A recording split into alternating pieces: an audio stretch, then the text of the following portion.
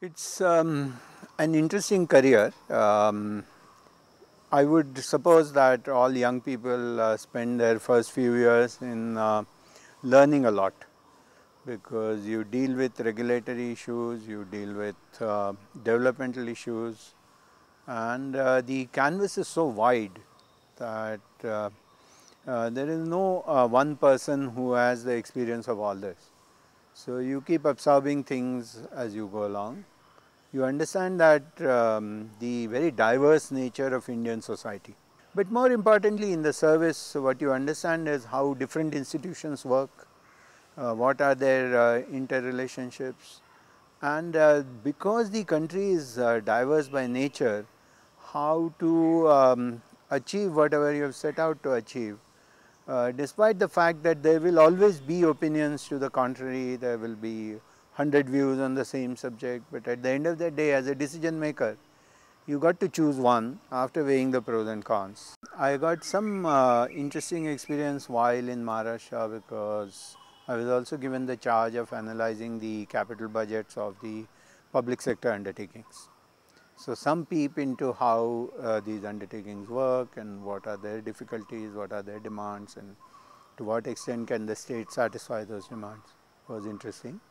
In Government of India, in the Petroleum Ministry, this was 1984, and India had just started opening up, because Mr. Rajiv Gandhi had taken over as the Prime Minister, and there was a wave of liberalization at that time. So, I got the very interesting opportunity of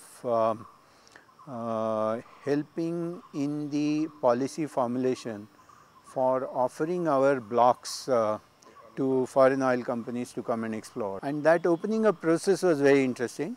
The resistance from the PSUs, the resistance from within the bureaucracy, then some ideological issues, whether the multinationals were going to come and exploit us, and how do we create enough checks and balances there.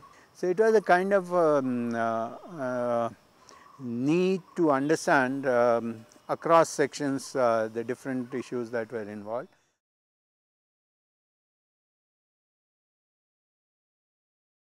My going there was more a matter of chance and luck, and that plays a big role in life. Mr. Ramakrishna, who was Secretary in Petroleum Ministry, he went on to SEBI as a SEBI chairman even before it got statutory authority.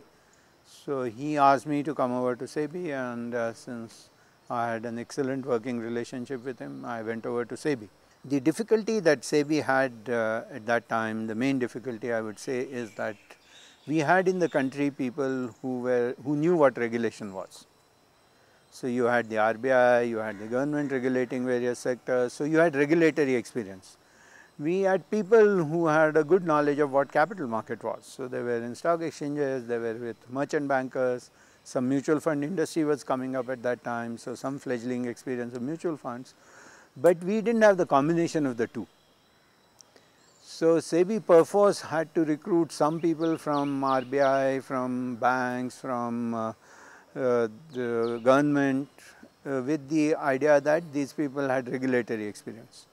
And then it had to take people from commercial banks, from the stock exchanges and so on, because they had experience of financial markets, and we had to marry the two. The first focus that Mr. Ramakrishna gave to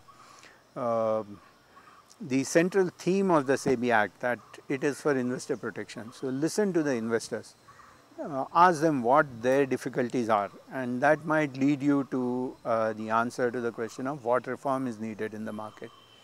And the second principle that he laid down there was of transparency, because now it seems like commonplace, but at that time SEBI was among the few institutions which used to put out its thought process in the public domain, that we want to make these changes in these rules, or we want to have new rules or whatever, and we want to know what the market reaction is, and that has served SEBI in good stead.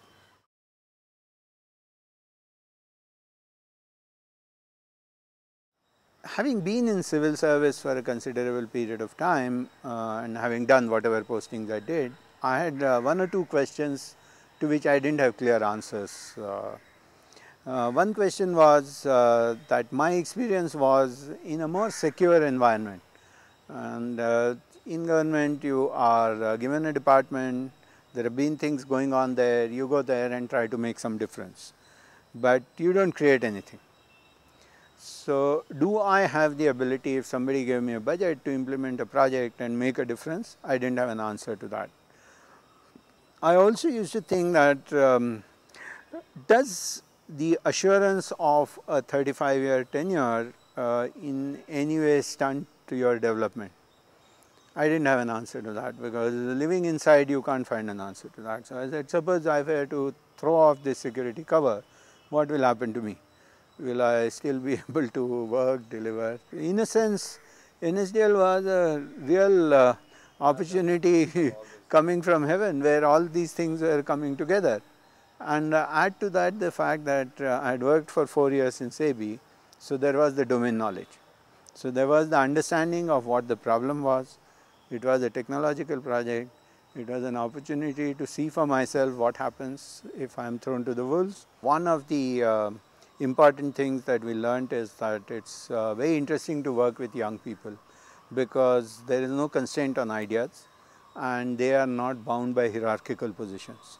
So many times a young person, girl or a boy, will come and tell you things that your senior manager or your executives will not tell you, because they are very conscious of hierarchy. They want to first know what you think before they say what they want to say. And also young people are a good source of energy, and they are a good source of new ideas. What you need to do as a more experienced person is to make those ideas more practical. I think the second lesson we learned, and this was a bit of a worry for us, that time IT was in full bloom and salaries were skyrocketing, and so was financial sector in full bloom. And we were going to draw people from the financial sector and IT, and there was no way a fledgling institution like us was going to be able to pay market related salaries. So we were worried that we will get only second rate talent. And we realized in about a year or 2 years of implementation that in people's lives, salary is not everything. Even though a lot of people think that with money they can buy any talent, I think that's not true. Talent also needs the satisfaction that something worthwhile is being done. And they will do those things for you at a much lesser salary if you are able to get this across to them that you are doing something worthwhile.